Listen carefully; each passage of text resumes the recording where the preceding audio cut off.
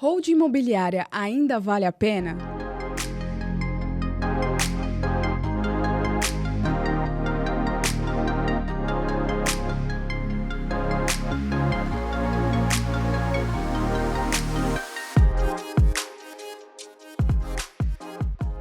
Começando mais um SP Imovelcast e hoje o assunto que está gerando muitas dúvidas é se a hold imobiliária ainda vale a pena?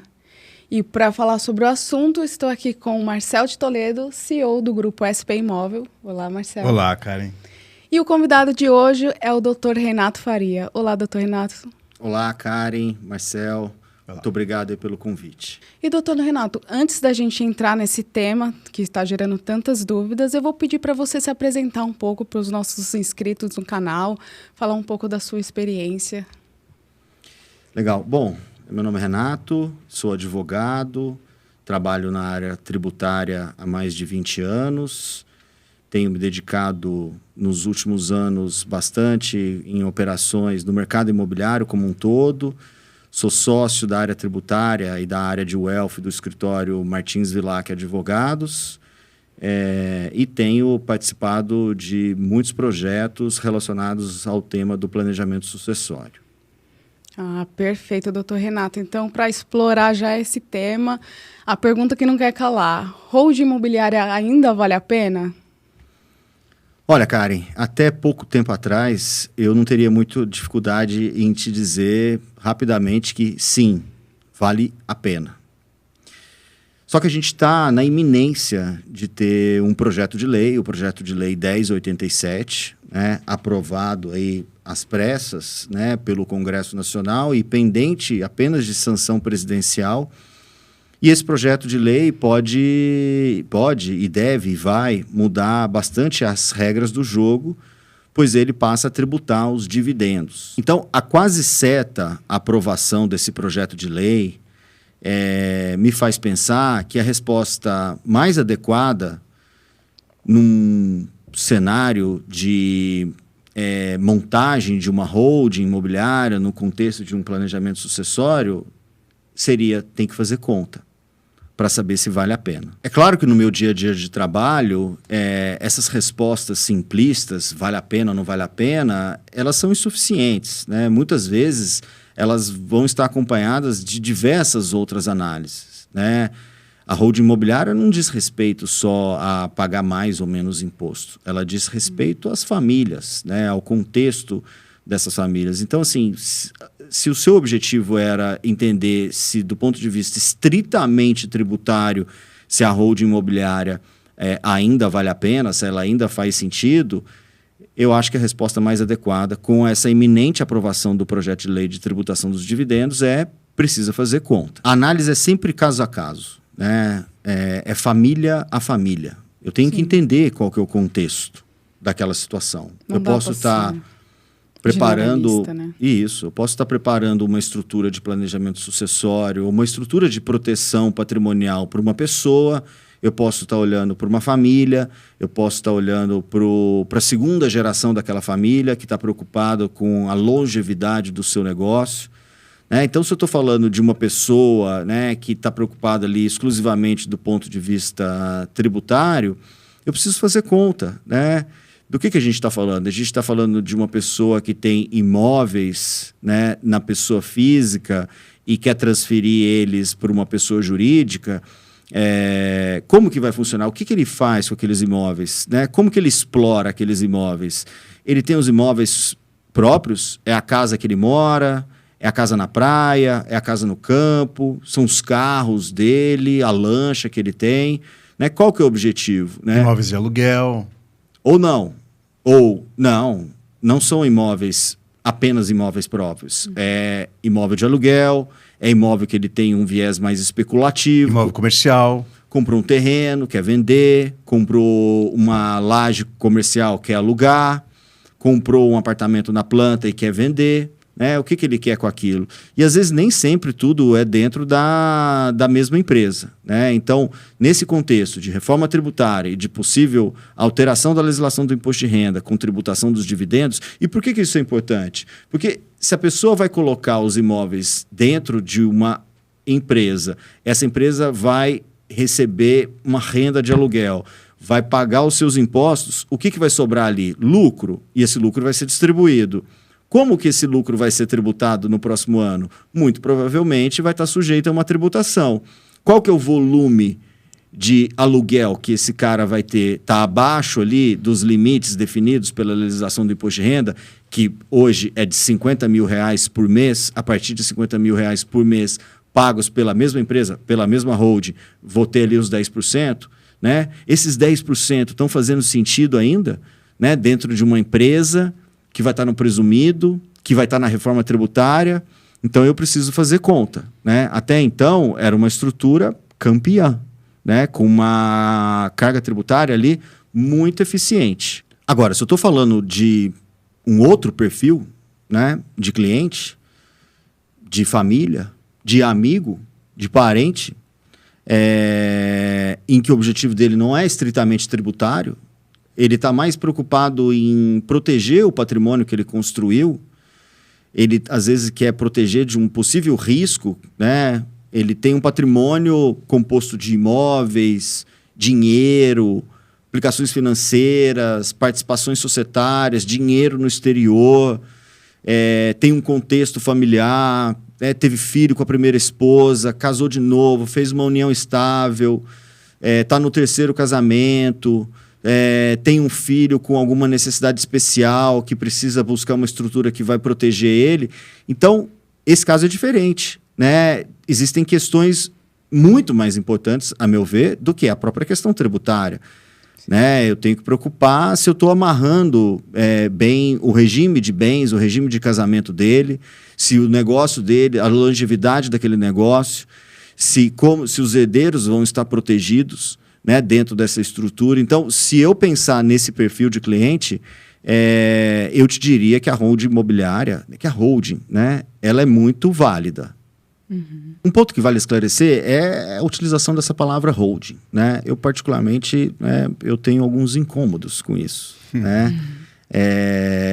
O mercado já assimilou, né? Todo mundo fala holding. Não é porque eu, né, do ponto de vista técnico, acho que ela não está correta que a gente não deva utilizar. Mas se eu pegar, né, a origem, né, é uma palavra de origem inglesa que regra geral, ela está relacionada com participações societárias, com você deter uma fração, né, do capital de uma empresa, né, ou, né, do ponto de vista mais societário e contábil, como isso foi assimilado aqui no Brasil, é uma empresa que está ali no guarda-chuva e que controla várias outras empresas. Essa é a holding, essa é a função original de uma holding. Mas a gente sabe que isso vem sendo utilizado largamente aqui. Né? Você abre... Né? Eu estou falando aqui agora, quando a gente terminar o nosso bate-papo, eu vou abrir o meu Instagram e vai aparecer uma propaganda de holding imobiliária. Né? Então, eu dividiria aqui em pelo menos 2 grandes segmentos. Né? Aquele cliente que quer proteger o patrimônio pessoal. Então, essa holding, ela tem um caráter mais de patrimonial, né? Ela não tem um caráter de exploração daqueles ativos. E eu tenho, né, aquele amigo, aquele parente, aquele cliente que tem imóveis e que está buscando uma estrutura, até então, tributariamente mais eficiente. Opa, eu pago 27,5% de aluguel na pessoa física, na pessoa jurídica, até então, eu pagava ali alguma coisa entre 11% e 14,5%. Né? Essa sim é a holding imobiliária, né? Ela não é holding, na verdade ela é uma empresa imobiliária. Os 11, 14 é sempre ligado a imóveis mesmo ou não? Sim, aqui eu estou falando bastante de locação, né? Que é essa tributação, né? Saindo dos 27,5%. Que aí quando envolve outros tipos de situações, aí as tributações são diferentes. São diferentes, Marcel. E quando eu falei no começo que precisa fazer conta, é exatamente isso. Se eu estou falando de locação, eu vou sair ali de 27,5% na física e hoje, né, numa empresa que vai ser tributada no presumido, eu vou ficar ali alguma coisa entre 11,3% e 14,5%. Tá? E com dividendos? Com dividendos eu posso ter mais 10%. Né? E eu tive que pagar ITBI para colocar esse imóvel. Eu tive que pagar emolumentos do cartório. Eu tive que contratar um contador. Está valendo a pena? Eu preciso fazer conta. né? Colocar tudo na ponta do lápis, né? Para ver se realmente, né? Sim, e se aqui eu estou falando de locação, eu poderia estar falando de imóveis que eu tenho o objetivo de vender. Eu vou olhar primeiro na pessoa física. A pessoa física, a venda de um imóvel, ela é tributada sob a característica do lucro imobiliário. Não é mais 27,5%. É a tabela progressiva lá, que começa em 15% e vai até... diminuindo. Não, vai até 22,5%. Ah, é verdade. É óbvio que 15 é para nós, réis mortais, né, que vão pagar aí, que vai ter um ganho de capital de até 5 milhões de reais. A faixa de 17,5, 20, 22,5 são para ganhos superiores a isso, né? Só que para pessoa física eu tenho vários descontos, né? O primeiro deles é, se eu vendo um imóvel e dentro de 180 dias eu pego o dinheiro daquela venda e compro outro, eu posso ter 100% de isenção. Nunca vai ser melhor na pessoa jurídica, na holding imobiliária. Então, assim, se eu adquirir esse imóvel numa data muito antiga, principalmente bem antes de 1988, eu tenho vários descontos na pessoa física que na pessoa jurídica eu não tenho. Não tem. Quanto mais tempo um imóvel fica ali na declaração do imposto de renda, maiores são os descontos. Né, o que a legislação lá chama de fatores de redução 1 e 2, que o programa de declaração do ganho de capital faz essa conta automática. Tá? Então, entender o perfil, entender a característica do patrimônio que se tem por objetivo jogar dentro de uma holding, né, é fundamental para responder se ainda vale a pena uma holding imobiliária. Portanto, regra geral, a holding, né, ela tem inúmeras funções. Pensando numa pessoa que tem um patrimônio bastante diversificado, você colocar tudo dentro de uma caixinha traz inúmeras vantagens. Consolida o teu patrimônio, melhora a governança, facilita a sucessão. É muito mais fácil você doar, né, para os seus herdeiros as cotas de uma empresa do que doar diversos ativos. Tem várias vantagens. Você consegue trazer regra para os seus filhos dentro de um acordo de sócios. Mas eu preciso fazer conta, né? Se eu for pensar em imóveis, o que se pretende fazer com aqueles imóveis? Eu vou alugar? Eu vou explorá-los? Eu quero vender? Eu vou empreender? Vai virar um loteamento? Né? Eu quero assumir uma nova atividade de incorporação, de loteadora? Então eu preciso entender para direcionar, para definir qual que é o objeto social e fazer conta. Né? Tem ITBI, como eu falei, tem emolumentos, tem os descontos do imposto de renda na pessoa física, que na pessoa jurídica não tem a reforma tributária e tem a legislação que vai mudar a regra de tributação dos dividendos. Como você disse, Karen, é preciso colocar na ponta do lápis para saber se ela ainda vale a pena. E, doutor Renato, no caso das famílias que já possuem bens imóveis, elas devem se preocupar com alguma coisa nesse final de ano? Olha, acho que o primeiro ponto é falar da reforma tributária, tá? Famílias que possuem bens imóveis. O que elas fazem com esses bens imóveis? Nada. É uma situação.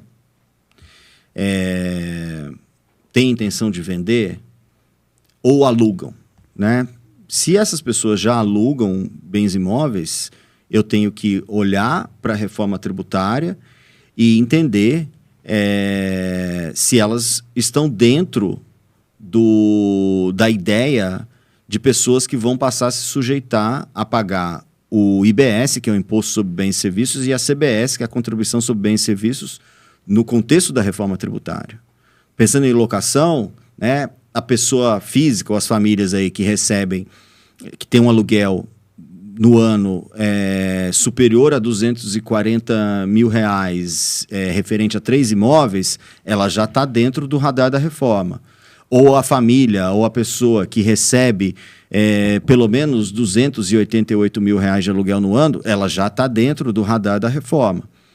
Ou a pessoa que construiu um imóvel, né, nos últimos 5 anos e está vendendo, ela está dentro do radar.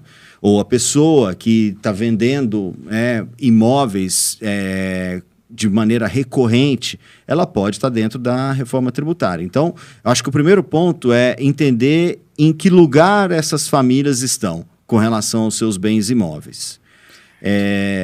Superado isso, pensando, né, no tema que a gente está debatendo aqui de planejamento sucessório, eu tenho dito com bastante tranquilidade que ainda tem bastante tempo, né, mesmo a gente já está aqui, né, no final do ano, Sim. de implementar, né, um planejamento sucessório, de avaliar se faz sentido, se vale a pena montar uma holding para você concentrar, transferir o seu patrimônio e depois doar, né, o que largamente é feito aí nas estruturas, de você doar as cotas para os seus filhos e reservar o usufruto vitalício para você, para que você, enquanto estiver vivo, faça jus aos lucros, né, aos frutos que forem produzidos desses imóveis e também aos direitos políticos para que você continue dando as cartas, continue tomando a frente da gestão do seu patrimônio, tá? E pensando nesse finalzinho de ano, a gente tem um outro projeto de lei que está para ser votado, que é o 108, que é o segundo projeto de lei que regulamenta a reforma tributária. O primeiro foi a Lei Complementar 214. E além esse projeto de lei, ele fala do comitê gestor, ele fala da fiscalização, fala do processo administrativo, mas ele fala também de um imposto muito específico e pertinente aqui nessa conversa, que é o ITCMD, que é o Imposto sobre Transmissão, Causa Mortes e Doações. Então, é um imposto estadual, né? Em alguns estados ele é chamado de ITCD, de ITD, mas ele sempre vai tributar duas situações, né? É o imposto do inventário, então o de cujos, né? Aquela pessoa que morreu, para o patrimônio sair dele e ir para os herdeiros, tem que pagar o imposto. E é o imposto das doações, das transferências gratuitas, das transferências não onerosas, que é o que acontece no contexto de um planejamento sucessório dentro de uma holding imobiliária, de uma holding patrimonial. Ou seja, eu vou transferir por doação, ou seja, não gratuito, aos meus filhos, por exemplo, eu vou ter que pagar ITCMD. E por que isso é importante? Porque esse projeto de lei que está para ser votado, ele altera algumas regras do ITCMD. Ele altera em nível federal, em nível nacional. Depois que essa lei for promulgada, muito provavelmente os estados vão ter que alterar suas leis internas para se adaptar a essa lei complementar.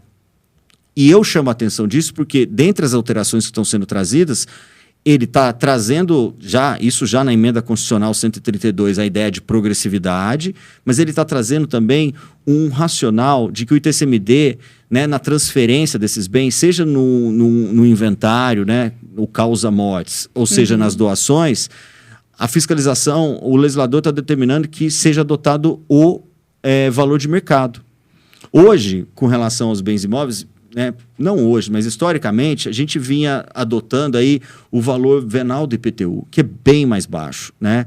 E a gente está migrando já de uma situação, isso muito por conta de uma decisão do STJ, em que essas transferências já estão sendo realizadas com valor de mercado. E se a lei complementar, o projeto 108, né, for promulgado e se tornar uma lei complementar, isso vai ficar muito mais forte. Então, e claro, as leis estaduais precisam ser alteradas. Aqui no estado de São Paulo, a gente tem uma das menores alíquotas do ITCMD do país, de 4%. Existem projetos de lei aqui no estado de São Paulo, pelo menos uns 3, que estão implementando a progressividade. A alíquota vai ser de 2 ou de 0 até 8, ou seja, eu posso dobrar a tributação aqui no estado de São Paulo e alterando também a base de cálculo, para que essas transferências dos imóveis, das cotas ou ações de uma empresa, já que eu estou pensando em doar as cotas com reserva de usufruto, vão ser avaliadas a valor de mercado. Então, sim, as famílias se estão preocupadas em fazer um planejamento sucessório, um arranjo patrimonial familiar, né, para já deixar tudo mais ou menos pronto, o momento de acelerar essa preocupação, pois a gente pode ter aí, na virada do ano, uma nova legislação e um novo regime de tributação. Doutor Renato, quando você comentou sobre a progressividade do imposto que vai ser aplicado, né, que pode ser de 2 a 8, que você comentou, é referente ao valor dos imóveis, ele é escalonado conforme o valor dos imóveis, ou qual que é a regra que já está sendo estipulado, vamos dizer assim? Bom, eu vou falar primeiro da alíquota, tá? quem define a alíquota do ITCMD é o Senado Federal, por meio de resolução. Hoje, o que a gente tem no país é uma alíquota máxima de 8%, mas existem projetos de lei que sobem essa alíquota para 16%, para 20%. E se a gente for comparar com outros países, o Brasil ainda tributa de maneira muito baixa, né, essas transmissões patrimoniais que são tributadas aí pelo ITCMD, né? Então, primeiro, né, veio a Emenda Constitucional 132, lá no início, né, no final de 2023, que estabeleceu a progressividade. O ITCMD alterou a Constituição Federal e falou que ele tem que ser progressivo. Na prática, isso já acontecia, né? Teve uma decisão das Cortes Superiores, então, você pega no Rio de Janeiro, a alíquota já é progressiva, até 8%. E em diversos estados, essa alíquota já é progressiva, né? Dentro do mesmo estado tem a progressividade também? Essa é a minha dúvida. Isso é por estado. São Paulo não tem progressividade. São Paulo tem uma alíquota fixa de 4%. Que é 4%. Mas os projetos de lei em discussão no estado de São Paulo que estabelecem a progressividade, ele vai ter... as alíquotas vão ser para cada faixa.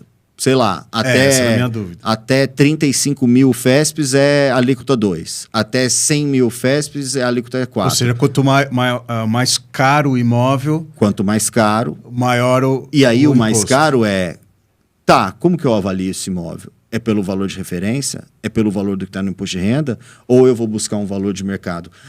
O que a gente tem visto é que as fiscalizações estão buscando sim o valor de mercado e que, se aprovado o PL 108 da forma como está, eu vou ter isso em nível de lei complementar. Então, é praticamente certo que eu vou caminhar para um cenário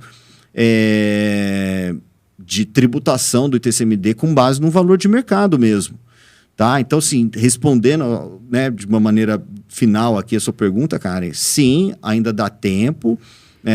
Eu acho que as famílias têm que se preocupar. Quem está pensando em implementar um arranjo patrimonial familiar, um planejamento sucessório, ainda dá tempo de fazer uma boa transição e se valendo da regra tributária que hoje é mais benéfica do que a que possivelmente vai vir no próximo ano. E seria melhor, então, a pessoa estar procurando uma assessoria jurídica, né? Para ela estar sendo mais... Sim, certamente. São temas complexos, né? Isso não é só tributário. Eu, né, assessorando um caso desse, você atua até um pouco como um psicólogo, né? Você tem que entender o contexto daquela família.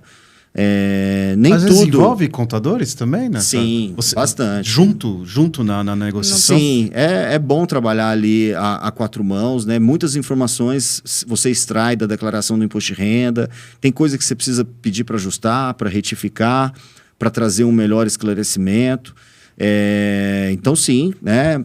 Normalmente é um time multidisciplinar, né? Nos escritórios, nas assessorias, não é só um tributarista, tem um advogado de família, tem um advogado da área societária que tem que participar, que vai executar os documentos. Então, assim, é um trabalho relevante, duradouro, né? É um trabalho dinâmico, ele é vivo, planejamento sucessório é vivo, né? Às vezes você fez ali um testamento, passa alguns anos, mudou de ideia. Sim. Vou lá, fora. jogo fora, faço outro. Né? Você doou as cotas para os filhos e um deles teve um casamento ruim, se separou e está causando um super ruído, né? A filha se separou e o ex-marido está causando um ruído.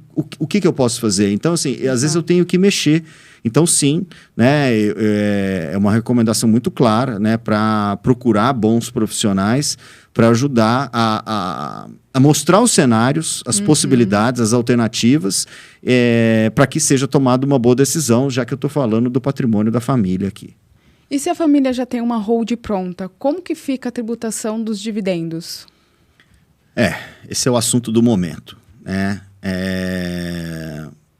E está pendente só a sanção presidencial. Enquanto a gente está falando aqui, isso pode estar acontecendo a qualquer momento. Existe a possibilidade de não ter a sanção? Dificilmente. Vai passar. Marcel, além de ser um projeto do próprio governo, né? não dá para afastar que ele tem uma conotação política, né? O número de pessoas que serão impactadas por essa nova legislação é muito relevante, né? Então, assim, para além da questão relacionada à justiça fiscal que se busca com esse projeto de lei, né, de pessoas ali que ganham até R$ 5.000 que não vão pagar mais imposto, algo que já deveria ter sido feito por meio da correção da tabela do imposto de renda e que não foi feito pelos governos anteriores, né? E eu estou falando de vários governos que nunca atualizaram a tabela progressiva da forma correta, né? Existe aí muita imprecisão técnica nesse projeto de lei 1087. Muita, né? Exigir que as empresas aprovem o pagamento de dividendos ainda esse ano, sem que os resultados tenham sido definitivamente apurados, é algo assim impossível de se fazer, né? E é óbvio, né? Vamos pensar aqui na pergunta: a família montou uma holding imobiliária, está gerando ali uma renda, está explorando os imóveis, tem um lucro acumulado de aluguel e quer se aproveitar dessa última oportunidade de isenção. E eu posso falar de qualquer outras empresas, de multinacionais que estão no Brasil, de indústrias, né, de grandes empresas, de prestadores de serviços, de consultório médico, de escritório de advocacia, enfim, de todo mundo. Ninguém quer entrar num contencioso com o governo. Todo mundo quer, pelo menos, garantir ali. Mas né? a antecipação de dividendos é comum. É comum, Marcel, mas quando a gente vai para o nível de detalhe, essa holding que a Karen trouxe, ela é uma limitada? Ou ela é uma SA? Porque se ela for uma SA, ela está sujeita a outras regras. Se ela for uma limitada, eu vou ter mais flexibilidade. A SA tem que ser no final do ano, é isso? A SA, primeiro que ela traz uma regra ali sobre esse pagamento de dividendos intercalares ou intermediários, né, em que se estabelece que você deveria deliberar resultados pelo menos num período de 6 meses, né? Tem bastante discussão sobre isso, tá? Só que agora eu tenho que olhar o que esse projeto de lei está falando. Ele está falando o seguinte, falando assim, ó, os lucros acumulados até 31 de dezembro de 2025, eles são isentos desde que você delibere este ano. Só que em 31 de dezembro de 2025, eu não vou ter o balanço pronto. As empresas terminam o balanço dela, na melhor das hipóteses, ali em meados de janeiro. Né? E muitas outras, as empresas grandes que são auditadas, ali para março, começo de abril. Né? Então, assim, eu posso ter situações em que... então eu vou pegar o balancete aqui de novembro e vou deliberar pelo menos o que tem aqui agora. Tá, e se em dezembro acontecer alguma coisa? E se eu reverter uma provisão? E se aquele resultado que eu aprovei não se confirmar? O que eu deliberei ali é lucro? Né? O legislador ele trouxe a possibilidade de você deliberar e pagar até 2028. A gente não sabe ainda se a sanção presidencial vai vetar esse ponto. É algo que o mercado está esperando ver para acontecer. Né? Mas assim, se eu puder dar uma dica muito simples, delibere e pague os seus dividendos. E garanta o máximo possível de isenção. Ou seja, você tem que delimitar ali o seu risco. Então, assim, o meu lucro acumulado é até 31 de dezembro de 24. Excelente, delibera. Eu tenho resultado positivo desse ano. Vamos ver, né? Delibera, né?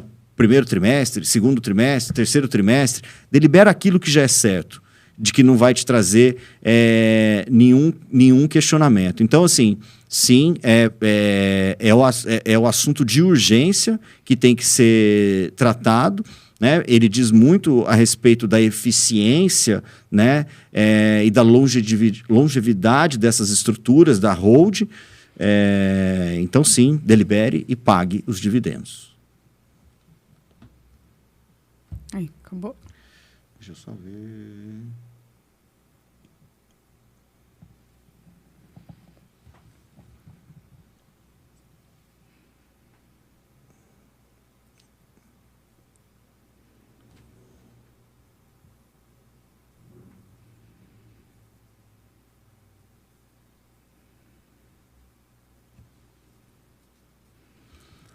Acho que acabou. Vai ficar meio repetitivo. Acho que acabou. Tá. Não, peraí, acho que cabe um pouquinho, vai. Mais uma pergunta? Não, só... Para finalizar, né? Então, pensando aqui no segmento, né, imobiliário, então, se a família ou pessoa já tem uma estrutura jurídica, né, a tal da holding, onde os imóveis estão lá dentro, se ela tem lucro apurado ali e acumulado, não tem muita dúvida, né, é deliberar e pagar e garantir essa isenção, evitar questionamentos com relação a isso, seguir ali os dizeres, né, as orientações que estão inseridas dentro desse PL 1087. Agora, se ela não tem essa estrutura ainda, ela não tem essa preocupação, né, do que fazer com os dividendos. Ela nem tem isso ainda. Mas ela tem a preocupação de fazer conta, porque já para o ano seguinte, essa regra já vai estar valendo. Então, entender quanto que ela vai pagar de imposto no total, incluindo os dividendos, né, essa integração de tributação entre pessoa jurídica e pessoa física, é fundamental para que ela tome uma decisão acertada e ponderada, né, não só do ponto de vista tributário, mas do ponto de vista lá de sucessão, de governança. Então, acho que esses são os pontos aí que eu chamaria atenção. Muito obrigada, doutor Renato. Depois dessa aula aqui de hold, né, quero agradecer a sua participação aqui. Obrigado, Marcel. Obrigado, Renato. Obrigado, Karen. Obrigado, Karen, Marcel. Super bacana bater esse papo aqui com vocês. Espero estar aqui junto em novas oportunidades. Com certeza. Obrigada. E se você gostou desse vídeo, curta, compartilhe. E se tiver dúvida, deixa nos comentários que a gente sempre está respondendo. E se quiser também, eu vou deixar na descrição os contatos do Dr. Renato. Até o próximo vídeo.